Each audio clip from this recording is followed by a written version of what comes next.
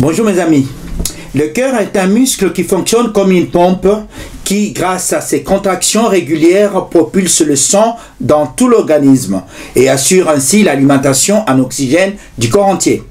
Cependant, la santé des artères et le bon fonctionnement du cœur peuvent être altérés par de nombreux facteurs, le mode de vie, l'âge ainsi que de multiples pathologies. Selon la Fédération française de cardiologie, les maladies cardiovasculaires font 400 morts par jour. C'est la première cause de mortalité chez les plus de 65 ans et les femmes. Et c'est la deuxième cause de mortalité chez les hommes. Si ce n'est pas encore fait, merci de vous abonner à votre chaîne Jean-Paul Djamba et faites aussi abonner vos amis. Une intervention ou opération à cœur ouvert est un acte chirurgical qui consiste à ouvrir la cage thoracique pour réaliser une intervention sur le cœur. Elle est réalisée en coupant le sternum à l'aide d'une scie dans le sens de la longueur, c'est-à-dire depuis sa base, depuis sa partie basse jusqu'à sa partie haute, sous le menton. Ce geste est appelé une sternotomie médiane. Durant l'intervention, une machine artificielle appelée poumon-cœur prend le relais pour fournir du sang oxygéné aux organes vitaux. En effet, l'intervention à cœur ouvert est indissociable de maladies cardiovasculaires. Les indications sont multiples. Les malformations cardiaques, la greffe du cœur, la chirurgie des valves cardiaques, le pontage aorto-coronarien, tout autre type de chirurgie cardiaque. Au fait, l'intervention à cœur ouvert est indiquée pour toutes les personnes qui souffrent d'un problème cardiaque et pour lesquelles l'intervention chirurgicale est le seul traitement possible, souvent après un échec d'un traitement médical ou médicamenteux. C'est le cas notamment quand il est nécessaire de réparer, remplacer ou changer une valve cardiaque qui ne peut plus jouer son rôle, de s'ouvrir et laisser passer le sang, ou lorsque la valve est devenue incompétente, ne retenant pas le sang lorsqu'elle se referme, ce qui s'exprime par un essoufflement, une fatigue ou des douleurs. Une autre indication, c'est le pontage coronarien. Lorsqu'une artère de cœur est rétrécie ou obstruée, c'est-à-dire que bouchée par de plaques d'athérome, l'irrigation sanguine de cœur est alors diminuée, ce qui peut provoquer certains malaises, l'essoufflement ou des douleurs. Il est alors proposé ou pratiqué un pontage coronarien. Cette technique chirurgicale consiste à contourner le blocage dans l'artère en créant un pont pour ainsi rétablir la circulation sanguine. En d'autres termes, les artères coronariennes sont les deux artères qui entourent le cœur et irriguent le muscle cardiaque, le myocarde.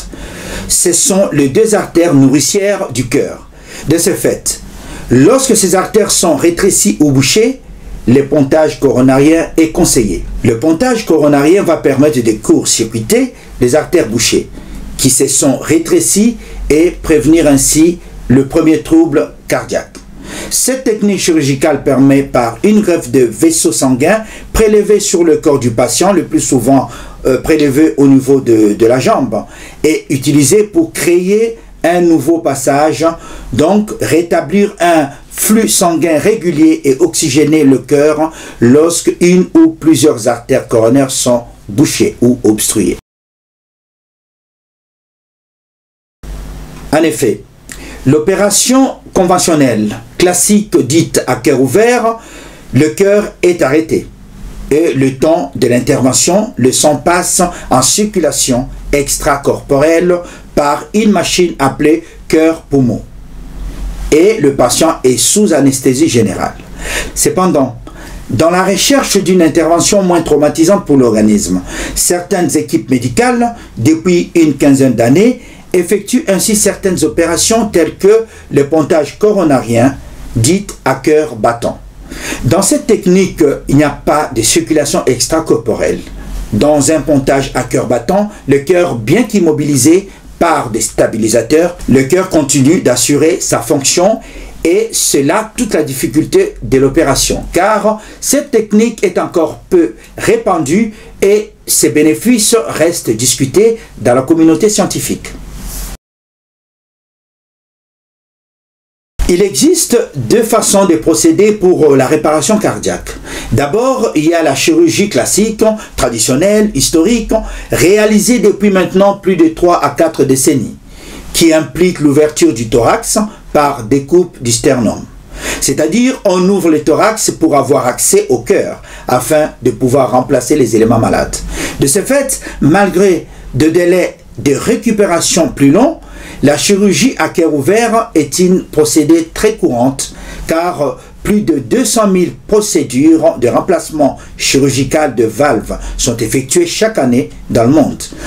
Ensuite, selon l'état des patients, les équipes médicales, cardiologues et chirurgiens peuvent procéder à de nouvelles techniques non effractives, telles que le traitement par TAVI, l'implantation transcathéter de valves aortiques par voie percutanée. Cette technique, mise en place au début des années 2000 en France, permet de remplacer au fur et à mesure certaines opérations à cœur ouvert, notamment pour poser une prothèse de valve aortique, en passant soit par l'artère fémorale, au niveau du pli de l'aine, soit quand cela n'est pas possible par une petite incision effectuée à travers les côtes qui donne au chirurgien un accès direct au cœur.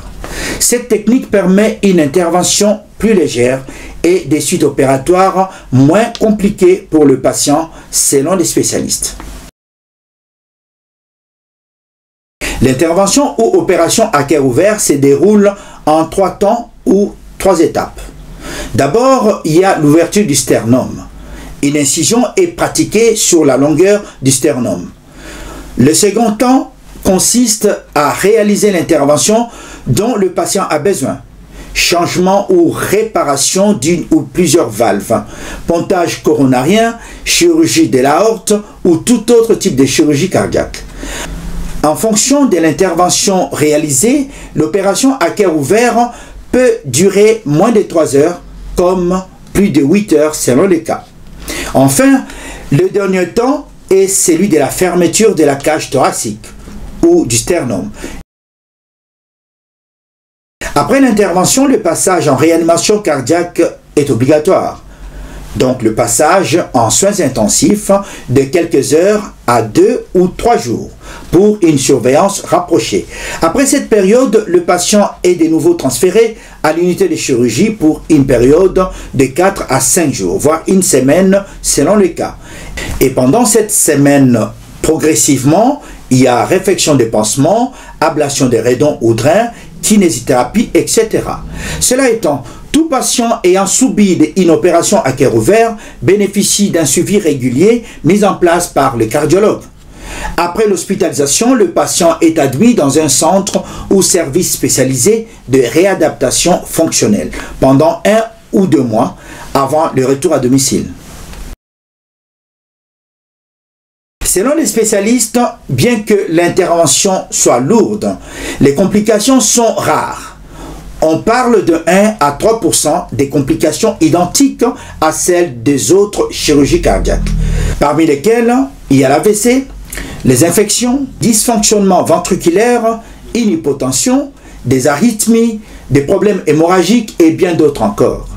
À ces complications de l'opération à cœur ouvert, il convient d'ajouter celles liées à l'état de santé général du patient et celles liées à l'anesthésie.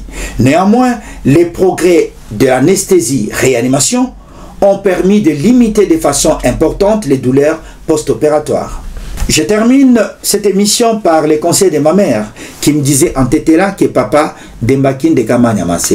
Ce qui veut dire en français, papa, être en bonne santé est beaucoup mieux que d'avoir un bon repas composé du riz, de la viande et du poisson.